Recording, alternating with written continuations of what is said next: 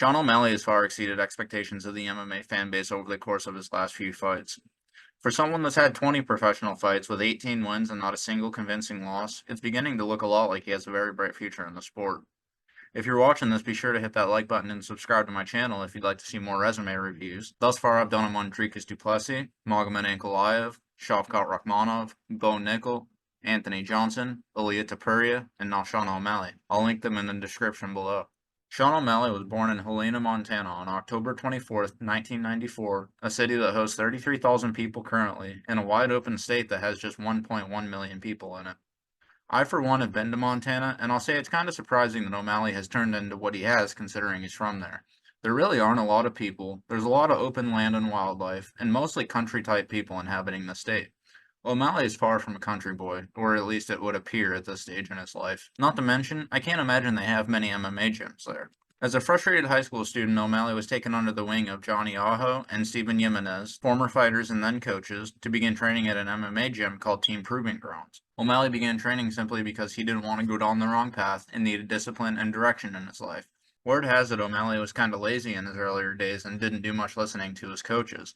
He'd go home bloodied every day, getting tapped out by girls amongst other teammates on a regular basis, which frustrated him quite a lot. Eventually, he began listening to his coaches and started to have real success inside the gym. He and his team would get together and watch UFC events, Coach Jimenez making sure to let him know that he would be up there one day and that he's already better than many of them. By this point, O'Malley's the most dedicated member of the gym, his coaches stating that his work ethic was second to none and admitting that he was always the first to come and the last to leave. Around this time, O'Malley began competing as an amateur, being given the nickname Sugar by Coach Aho because, and I quote, he was just so sweet to watch. Coach Aho went on to state that O'Malley never got shook or rattled, and despite what he went through in practice or during his fights, he always believed in and never questioned himself. His coach also went on to say that he's always had his current style, he's just gotten considerably better at it over the years, saying that instead of trying to fix what O'Malley did, he just let him roll with it and helped him add the fundamentals that he needed. As an amateur, O'Malley went 9-2, winning his first 3 fights before suffering his first defeat. He'd win his next before dropping to 4-2. After that, he went on to win his next 5 straight fights before turning professional. His most notable wins coming over Ryan Ibsen, who was 5-0 the first time they fought and 5-1 the second time. O'Malley submitted him with a triangle choke at 2:22 of round 1 before knocking him out in 30 seconds during their rematch just 4 months later. Ibsen left the sport of MMA in 2019 as an amateur with a record of 8-3, or 8-1 in O'Malley, and has since debuted in bare knuckle boxing at BKFC 44, winning that fight via second round knockout. I will say a commentator stated O'Malley had 14 amateur fights in his second UFC fight, but there's only a record of 11, so my guess is he went somewhere between 9-2 and 12-2. O'Malley eventually left Montana to seek higher level training, where he ended up in Phoenix, Arizona at the MMA lab. This is where he linked up with his current head coach and fellow Montana native Tim Welsh, and this is also around the time he went pro. His last fight at this point was in November of 2014, and he'd make his pro debut in March of 2015, making it the 4-0 by the year's end. During this time, he TKO'd a fellow debuting opponent at 133 of round 1, KO'd an 0-5 opponent at 203 of round 1 in his second fight, submitted an 8-10 in his third with a rear naked choke at 255 of round 1, and won a 3-round unanimous decision against a 3-1 in his fourth. O'Malley would have just one MMA fight in 2016, considering he made his professional boxing debut this year, TKOing 1-2 opponent David Courtney in the final second of the opening round. He would return to the MMA cage in November, KOing a 2-0 opponent at 257 of round 2 with a head kick before having another 4-fight year in 2017. O'Malley began the year in March with a KO victory at 234 of round 1 over a 3-3 opponent before going into his toughest test to date. By this point, O'Malley was 6-0 as a pro, and he'd next face 9-1 David Nuzzo less than 2 months later in May, winning the fight via spinning wheel kick KO 2 minutes and 15 seconds into the opening round. This caught the attention of UFC President Dana White, who brought him over to the Contender Series, where he next faced 8-3 Alfred Kashakian in July. This performance was equally as impressive as his last, piecing Kashakian up en route to his KO win at 4:14 of round 1. Of course, this performance awarded him a UFC contract, where he'd make his promotional debut in December of 2017 at the Ultimate Fighter 26 finale. O'Malley was just 23 years of age at this point, and fought 23-fight veteran Terrion Ware in this fight. O'Malley outstruck Ware throughout each round, 32-23 in the first, 58-46 in the second, and 51-19 in the third. O'Malley showed the UFC audience how skilled of a striker he is right out of the gate, feigning a lot, throwing and landing a lot of really slick punches and kicks. He also showed us his will and his heart, as the far more experienced Ware began to take the fight over in the second, pressuring O'Malley heavily, really wearing on him and making him work. O'Malley pulled it together in the third and final round, showing us good endurance and good adjustments, but ultimately won on the universal 29-28 unanimous decision. He even took wear down twice in the third and final round. This was a great debut for the young stud that showed us exactly what he's made of. O'Malley would next face Andre Sokomthoth in March of 2018 at UFC 222. After dropping and nearly finishing Sokomthoth in the opening round, O'Malley continued his success on the feet in round 2 until he was taken down about 2 minutes in. From here he threatened with a triangle choke and an armbar from his guard, Sokomthoth escaping both attempts before O'Malley locked up a guillotine choke. The choke was tight enough to escape and reverse the position, where O'Malley assumed top position and ended the round on Sokomthoth's back, attempting a rear naked choke. O'Malley hurt his foot after landing a head kick about 2 minutes into round 3, where he was ultimately taken down and out-wrestled throughout the rest of the fight. By the fight's end, O'Malley outstruck Sokomthoth 28-4 in round 1, 23-5 in round 2, and was outstruck 12-16 in the third, winning the unanimous decision with the scoring totals being 29-27, 29-27, and 29-28. We wouldn't see O'Malley compete again for another 2 years as a result of his injury, as well as a pair of USADA suspensions he was dealt for tainted supplements. O'Malley had given us 2 impressive performances, but didn't finish either opponent, and we were all wondering this whole time how he'd do upon return after not fighting for an entire 2 years, by far the longest layoff of his career as an amateur or a professional. During his time away, O'Malley competed in a grappling tournament in December of 2019, going 1-1-1 across 3 matches where he submitted Takanori Gomi with a rear naked choke, got submitted by Hector Lombard with an ankle lock, and battled to a draw with Gilbert Melendez. Eventually, 2 years and 4 days later, O'Malley returned to the octagon in March of 2020, just as COVID hit, where he faced Jose Alberto Quinones at UFC 248. O'Malley didn't miss a beat. He returned better than he'd ever been at 25 years of age and stopped Quinones via TKO at 2:02 of the opening round with a head kick followed up by a barrage of hammer fists. O'Malley then got his first world champion opponent and former WEC bantamweight champion Eddie Wineland, a skilled striker with good takedown defense that had fought the very best the sport had to offer. This took place just 3 months after O'Malley's Quinones fight in June of 2020, where he and Wineland opened up UFC 250's main card. O'Malley looked absolutely incredible in this fight, KOing Wineland at 154 of the opening round with a splitting right cross disguised behind a left hook right uppercut feint. O'Malley then faced Marlon Vera for the first time 2 months later at UFC 252, serving as the co-main event to Stipe Miocic versus Daniel Cormier 3, going into the ball ranked at number 14. As history would show, O'Malley was looking great early on in this fight as well, but ate a leg kick that deadened his foot, ultimately leading to his demise in this fight. After stumbling on it a few times and falling to his back, Vera would join him on the mat where he rained down some heavy elbows en route to the TKO stoppage at 4:40 of round 1. O'Malley went into his next fight with Thomas Almeida 9 months later in March of 2021, serving as the feature fight to UFC 260.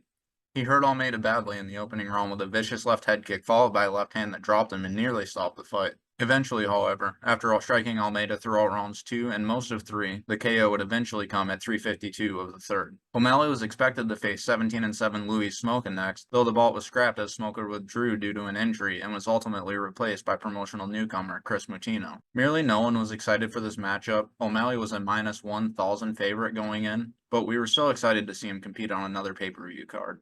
This is honestly one of my favorite fights ever. O'Malley put on a striking clinic and Mutino was there eating devastating, precise shots the entire way. The referee eventually stopped the fight at 4:33 of round 3, O'Malley the victor via TKO, though it didn't sit well with many of us. We all knew O'Malley was on his way to a handed victory, but Mutino deserved the chance to fight out the last 27 seconds. I, for one, am also curious how the scorecards would have looked. Nevertheless, O'Malley outstruck Mutino 230-70 in both significant and total strikes, later stating how badly his hands hurt after the fight. O'Malley returned to the octagon in December of 2021 at UFC 269, where he faced Raulian Paiva, who was just outside the top 15 of the bantamweight rankings at the time. Paiva was O'Malley's second toughest test to date on paper, short of Vera, and it only took him 4 minutes and 42 seconds to TKO the Brazilian after dropping him with a right hand. With this win, O'Malley was finally back in the rankings at number 13, and as such, he'd get the first-ranked opponent of his then 9-fight UFC career, number 9-ranked Pedro Munoz, who he fought in July of 2022 at UFC 276. After a back-and-forth opening round that saw Munoz with a heavy leg kick attack, many of which were checked by O'Malley, O'Malley poked Munoz in the eye 3 minutes and 9 seconds into round 2, and the bout was stopped and declared a no contest. The UFC decided to act as if this were a win for O'Malley and threw him right into the deep end in his next fight against number 1 ranked former bantamweight champion Peter Yan, while he was ranked at number 11 himself, a massive step up in competition. This was by far the toughest fight of his 18-fight career, and whether you believe he won the fight or not, the case could be made for either man. I, for one, thought Jan won the first 2 rounds and gave O'Malley the third, but Jan is one of those guys that always gets better as his fights go on, and O'Malley made the right adjustments needed in order to win round 3, and he was declared the victor considering. By the fight's end, O'Malley was awarded the split decision victory, being awarded 2 of the 3 rounds on 2 judges' scorecards. After moving up from number 11 in the rankings to number 2, O'Malley was thrown into a title fight next, facing then-champion Aljamain Sterling 10 months later in the main event of UFC 292. After stuffing both of Sterling's takedown attempts in round 1, O'Malley found the right opening at the right time, uncorking his right hand as Aljo was coming in and dropping the champion. A few follow-up shots is all it took, and Sean O'Malley was now the UFC Bantamweight champion. This brings us up to O'Malley's most recent appearance, where he faced the only man to ever defeat him, number 5 ranked Marlon Vera, in his first title defense earlier this month at UFC 299. O'Malley put on perhaps his greatest performance to date in this fight, absolutely battering Vera for 5 straight rounds, something I for one really did not expect, being awarded the unanimous decision victory with the scoring totals being 50-45, 50-45, and 50-44. With his first title defense out of the way, let's take a closer look at what Sean O'Malley has done thus far into his 20-fight professional career. After a successful amateur tenure, O'Malley turned professional at age 20, winning his first 8 fights with 7 finishes, his latest 2 performances being devastating finishes over good talents. By this point, his last 4 straight wins came via KO, 6 of his then 8 wins being knockouts with 5 all-cold KOs and just 1 TKO.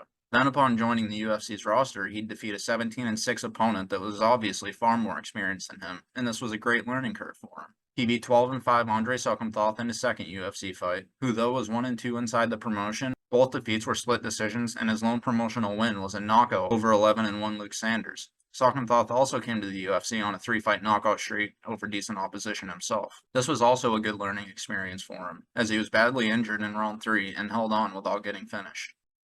After a 2-year layoff, O'Malley returned to secure his first promotional finish, and though he fought someone most fans don't know, Quinones was 9-3 as a pro and 5-1 in the UFC following defeat in his promotional debut.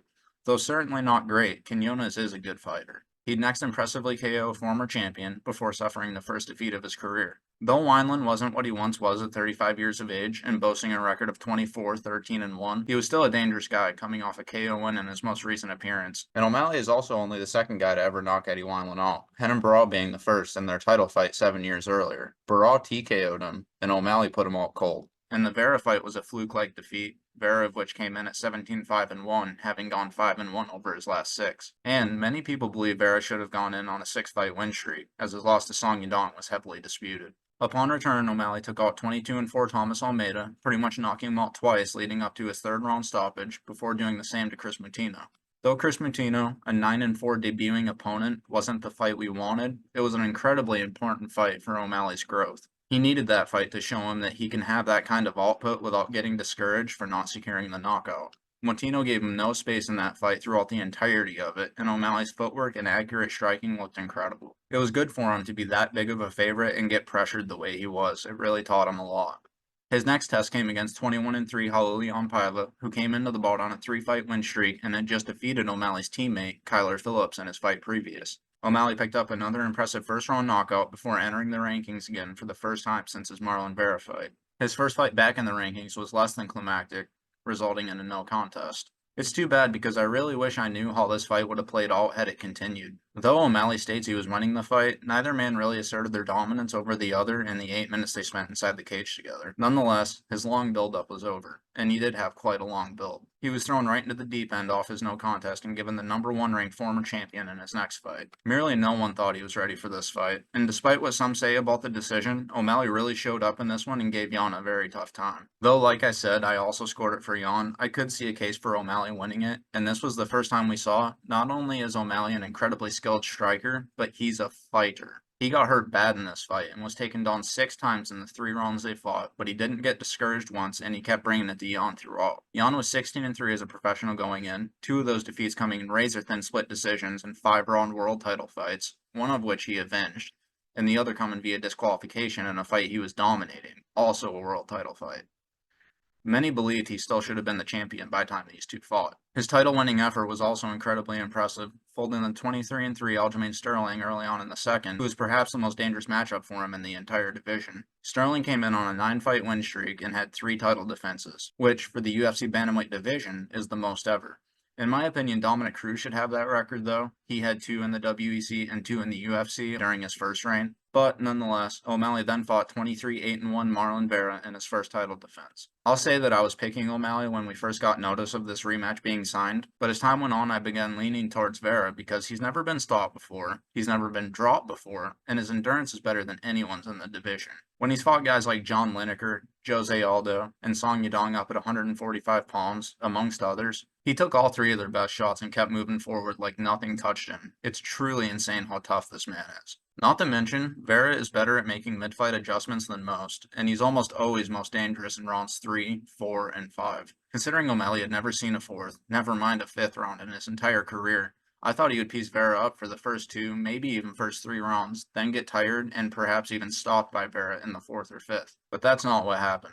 Vera tried to rally in the 4th when O'Malley was visibly tired, but O'Malley didn't let it happen. His beautiful footwork, feints, and shot selection ultimately aided him in turning out one of the greatest beatdowns in UFC title fight history. I couldn't be more impressed with O'Malley, I really couldn't. Though we all know Vera isn't the best bantamweight in the world, having just lost to Corey Sandhagen last year, he was a very dangerous matchup for O'Malley, especially in a 5-round fight, just based on his cardio, skill, and durability. This fight was a lot like O'Malley's fight with Moutinho, as he outstruck Vera 232-89 by the time the 5 rounds were completed. It appears O'Malley will next face number 1 ranked Merab Dvalishvili in his second title defense, another very dangerous matchup for him. Dvalishvili's won 10 straight fights since losing back-to-back encounters in his first and second UFC fights, both defeats of which were quite controversial. Merab's 10-fight win streak is also the longest in UFC bantamweight history. Dvalishvili has been hurt before, most notably by Marlon Moraes and Henry Cejudo, and if they can hurt him, O'Malley certainly can. But just imagine O'Malley's fight with Moutinho, and then imagine if Moutinho was an elite-level wrestler, because that's what O'Malley will have to deal with in this fight. He's certainly better now than he was 3 years ago when he fought Moutinho, but this is without question a very dangerous matchup for the champion. Honestly, a lot of them are. The bantamweight division is so stacked right now. It's been great to see the evolution of Sean O'Malley play out right in front of our eyes. Many fans believed he was fragile after the Sockham Thornton first Vera fights, and being as skinny and non-physically imposing as he is, it was a reasonable assumption. But he's had his lead leg kicked a lot without anything happening since, and he's taken some really heavy shots by a lot of opponents, though he's generally good at not getting hit. The only time he was ever hurt was against Peter Yan, and he regained his composure immediately. He's fought a lot of Brazilian Jiu-Jitsu black belts without ever being submitted, and he's also only ever been outstruck twice, 10-18 in the first Marlon Vera fight, and 25-26 in the Pedro Munoz fight.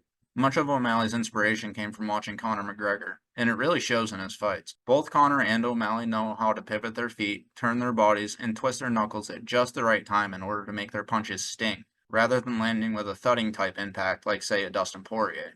This means that when they land, it rattles their opponent's brains upon impact, and it often means their opponents don't see the knockout shot coming because their punches just roll right off their shoulders. But I'll go ahead and say this, O'Malley is better at it than Conor. Conor's primarily a boxer, and he's a southpaw. O'Malley uses his hands, kicks, knees, whatever he has the opportunity to land, really, and he does it at an elite level from both stances. And I'll also go on record and say that it appears Sean O'Malley has a lot more fight in him than Conor does too. Conor is a great hammer, but he hasn't proven to be that great of a nail, whereas O'Malley can take it and then make the adjustments needed in order to still get the better of his opponent. I think what stands out the most to me about Sean O'Malley is that he always comes prepared. No matter who he's fighting, all those nobodies he fought, he didn't lose to. No one really upset him. And the 3 times that he fought elite competition, he showed up and looked great in all of them. Even the first 5-round fight he's ever had, like I said. Since debuting in the UFC, Sean O'Malley has only ever been a part of one event that wasn't a pay-per-view, his promotional debut, and of his 11 pay-per-view slots, 10 of them he was on the main card of. He headlined the prelims against Jose Alberto Quinones, opened up the main card against Eddie Wineland, Chris Moutinho, Raul Leon Paiva, and Pedro Munoz, served as a feature fight against Andre Suckentoth, Thomas Almeida, and Peter Yan, co-headlined his first fight against Marlon Vera, and headlined his last 2 fights against Aljamain Sterling and Marlon Vera. You can say what you want about how he isn't as big as Conor. Honestly, no one probably ever will be, but Sean O'Malley is absolutely a star, and he's much better than many of us ever gave him credit for. As it currently sits, Sean O'Malley is 18-1 with a no contest, having avenged the only defeat of his entire career. That about sums up today's video. Thank you for watching. Please remember to like and subscribe, and hopefully I'll see you on the next one.